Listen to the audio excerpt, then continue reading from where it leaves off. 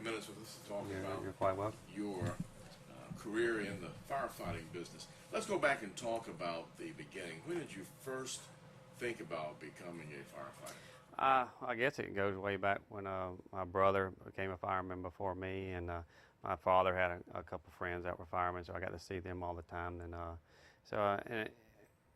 more than that, my brother, I was it was a thing like it was a really neat deal, and I needed to do something that. So my dad kind of instilled that into me. Well, we had to work really hard here, but you know it worked out good for me. So. What attracted you to it the most when you saw? Did you come down and visit your brother while he was on duty, or what attracted you the most? Yeah, and we had where we grew up down on Dolphin Park, we had the local fire station down there that we went in. My dad stopped in there pretty regular to see some of his friends, and so kind of really made a big influence on me and what I really wanted to do.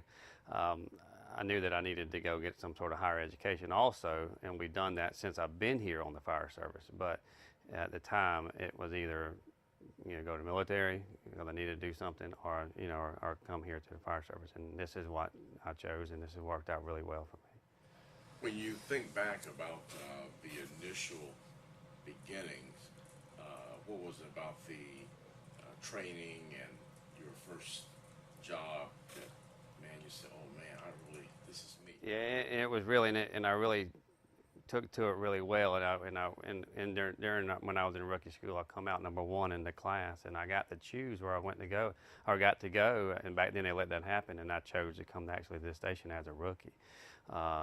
It just the rescue side of it and the firefighting side of it, I really enjoyed it. It was really tough, but it was physical, and which I liked that, and it was really demanding, and at the time people looked up to us as as part of the community and part of something that we had a purpose. And I felt like I had a purpose, and I felt like I needed to excel at it, and any opportunity that they gave me, I took that opportunity and went to any class or any school that they would let me go to. And it's been a really good career so far for me. Will you share with me a few of the different things you've done over the 22 and a half years?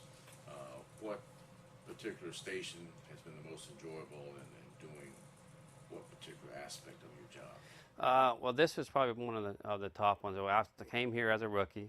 I spent 4 years, and I made driver, and I went out there off Airport Boulevard and spent about 8.5, 9 years there driving from my old Captain Jones. And then we went to a station called number 7 out there off Range Line Road. And when they started the technical rescue side of it, all of us decided we wanted to be part of the urban search and rescue team, which is what this station is.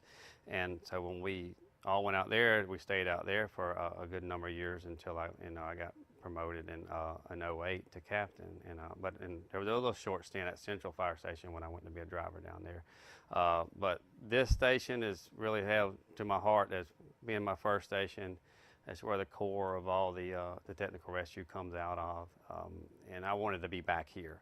I did have a little in 2010, 2009, 2010. I went to be a fire investigator.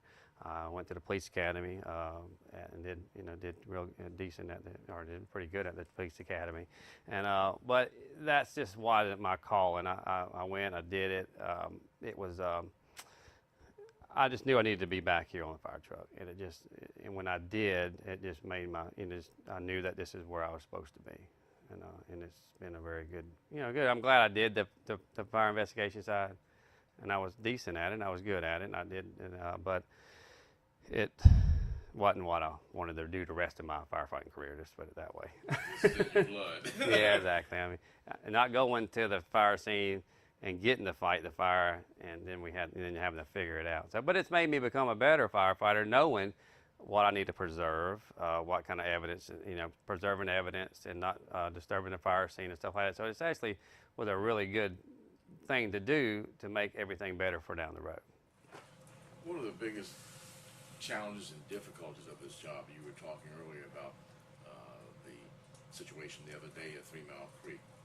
Are those some of the most difficult times when you have fires that you've got to go in, you see the other side where people lose their lives? Yeah, and that's happened a number of times. As long as we've been here, we see death pretty often, and it's you have to separate the doing your job and then coming back and and knowing you're there for a reason, you're there to help that family, and they need the closure, they need to try to save them, or whatever we're there to do.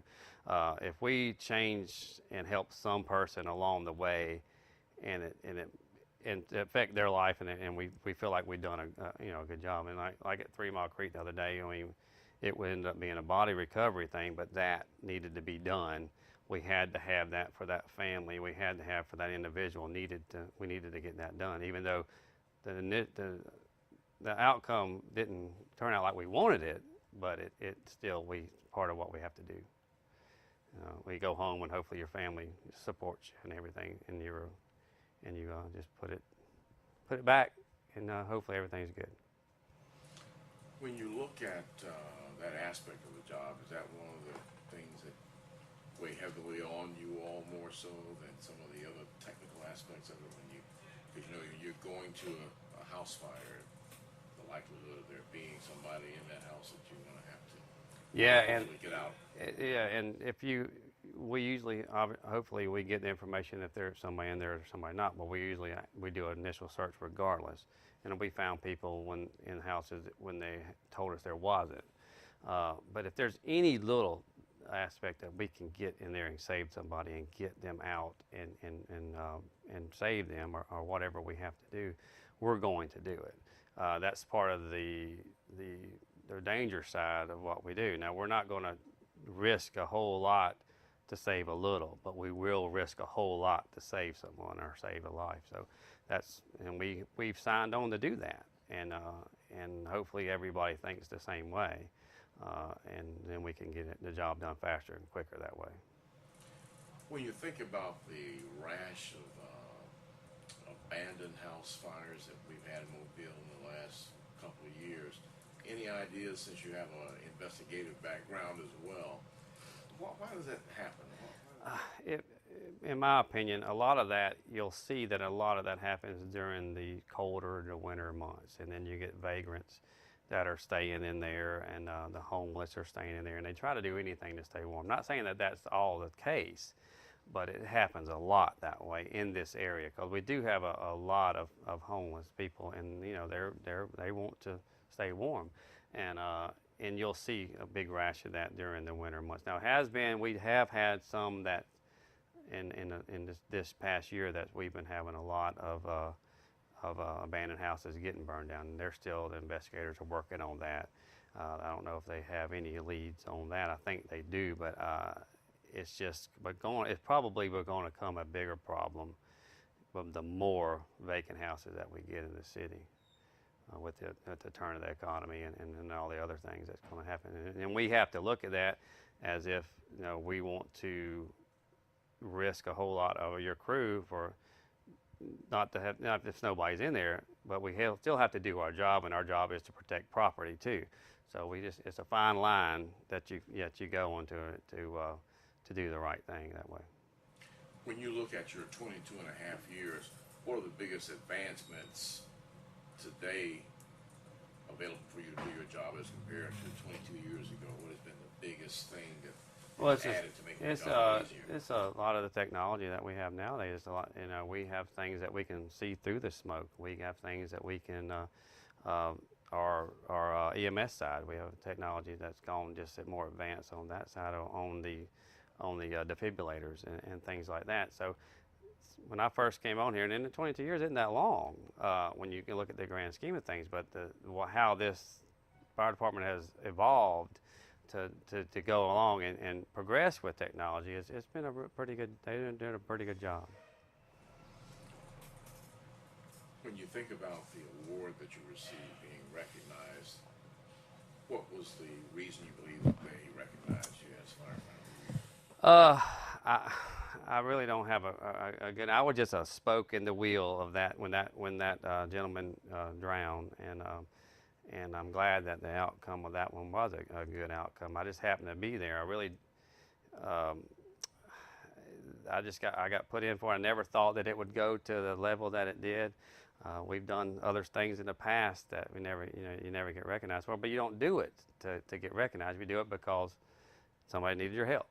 And when I saw them that they were pulling this gentleman out of the water, and I had another friend there that helped, and there was 3 or 4 guys. If everything wouldn't have worked right, then it would have been a bad outcome. I just happened to be one of them people to help. So yeah, I never thought that I would get that firefighter of the year or firefighter of the year for the state of Alabama. I never crossed my mind, and I wouldn't have never.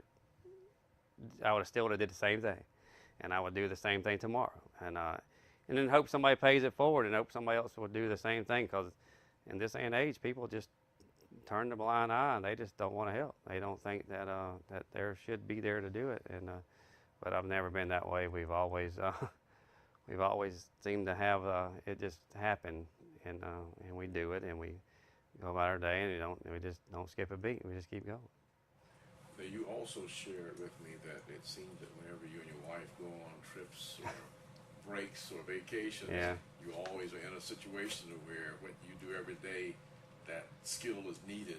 Yeah, it was for a while there. My wife was like, I just can't believe whenever we go somewhere. We was in the Smoky Mountains one time, and we first started dating, and we ended up being a rescue a guy having a heart attack on top of the mountain. And we just happened to come up on a trail up there in the mountains, and then it became about 8-10 hour ordeal getting him off the top of the mountain. We never left him, and ended up going to the University of Tennessee at Knoxville, taking his wife to the hospital because they flew him out, and it just how it happened. And but it's just one of them adventures that we used to always get involved in, and hopefully the outcome was good, and we helped somebody and they remember it, and it just was weird how something would happen every time that we went somewhere, that we would get involved in some sort of accident, or not, we wouldn't get in an accident, but we would be helping somebody that got hurt or fell or cut or something, and it just was an ongoing thing. So and it seems to still be happening. So unfortunate. Right, well, I don't know if I'm in the right place. I'm in that place. Those folk you are, But, So when you look at all of this, and this, both seeing the brother and of course friends of your dad, and now your 22 and a half years, how would you put into words how much you enjoy what you do?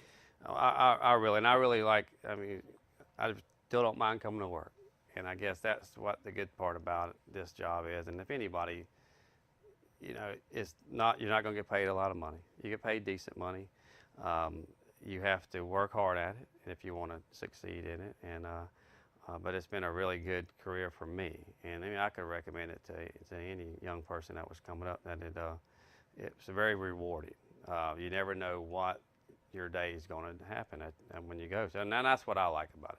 We may come here and not a whole lot happen, but we may come here and never get 1 ounce of sleep, and that's just the good and the bad. And we want to be. Unfortunately, firefighters want to be there when the bad stuff happens, and some people think we're kind of weird that way, but if something happened and we want to be there and we want to see if we can help, and that's just and a lot of them have that, and a lot of them don't, but it just I feel like this is what God chose me to do, and I'm glad He did. It opened a lot of doors, and it did give me a good thing for I got a 5-year-old son that he just loves coming here. He thinks Daddy hung the moon, but I hope he'll still think that. But it's been a good ride, and we still got about 10 more years to ride on it, and we're going to keep on going.